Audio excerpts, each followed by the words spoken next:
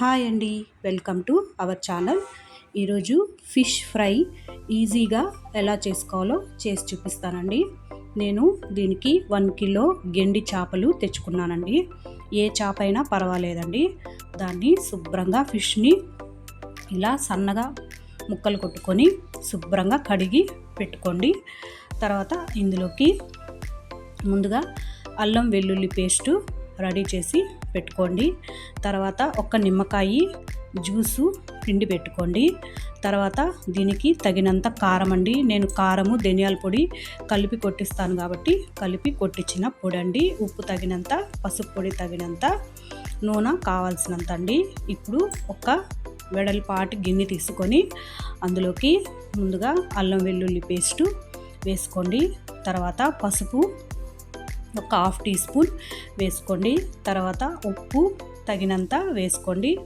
తర్వాత కారము ఈ ముక్కలకి ఎంతైతే ఈ మిశ్రమం పడుతుందో దానికి తగినంత కారము వేసుకోండి.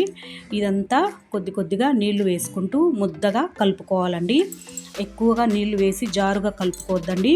ముద్దగా ఫిష్లకు పట్టించాలి కదండి, కాబట్టి కొద్దిగా నీళ్లు వేసుకుంటూ ఇలా నేను చూపిస్తున్న విధంగా ముద్దగా కలుపుకోండి. ఇలా ఉంటే చాలండి. ఈ కన్సిస్టెన్సీలో ఈ మిశ్రమం ఉంటే సరిపోతుంది. ఇప్పుడు ఒక్కొక్క ఫిష్ తీసుకొని ఇలా నేను చూపిస్తున్న విధంగా అన్ని ఫిష్లకి ఇలా పట్టించండి. అన్నిటికీ ఇలా పట్టించుకోవాలండి. చూడండి, ఇట్లా నేను ఎలాగైతే చూపిస్తున్నానో ఇలాగా అన్ని ఫిష్లకు పట్టించుకుంటే ఈ కారము, ఉప్పు, అల్లం వెల్లుల్లి పేస్ట్ అంతా ఫిష్లకు పట్టి ఫిష్ బాగా ఫ్రై అయ్యి తినడానికి బాగుంటుందండి. కాబట్టి చూడండి, ఇలా నేను అన్నిటికీ పట్టించేసాను. ఇప్పుడు ఇందులోకి మనము ముందుగానే పిండి పెట్టుకున్న నిమ్మరసాన్ని వేసేసుకొని మళ్ళా అన్ని చేపలకి బాగా పట్టించేసేసుకోండి. పట్టించేసేసి దీన్ని ఒక డబ్బాలో ఒక కంటైనర్లో స్టోర్ చేసి పెట్టుకుంటే మనకు ఎప్పుడు కావాలంటే అప్పుడు వేయించుకొని తినచ్చండి. మీరు అప్పటికప్పుడు చేసుకోవాలంటే కనీసం ఒక 1 అవర్ అన్నా మ్యారినేషన్కి పెట్టుకోవాలండి. ఇలా చేసి పెట్టుకుంటే మనం పిల్లలు కావాలన్నప్పుడల్లా తీసి వేయించి ఫ్రై చేసి ఇవ్వచ్చండి. చూడండి, ఇప్పుడు ఇది ఒక 2 అవర్స్ నేను మ్యారినేషన్ చేసి పెట్టుకున్నానండి. ఇప్పుడు దీన్ని ఎలా ఫ్రై చేయాలో చూపిస్తాను.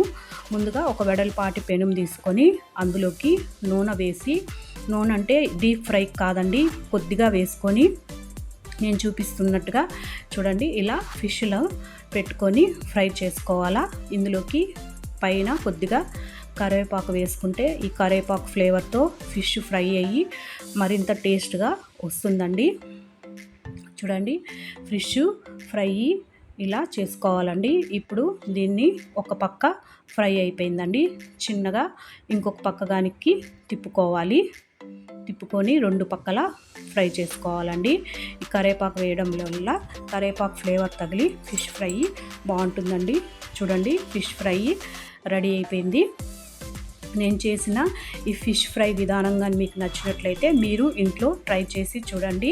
నా ఛానల్ని లైక్ చేసి, షేర్ చేసి, సబ్స్క్రైబ్ చేసుకోండి.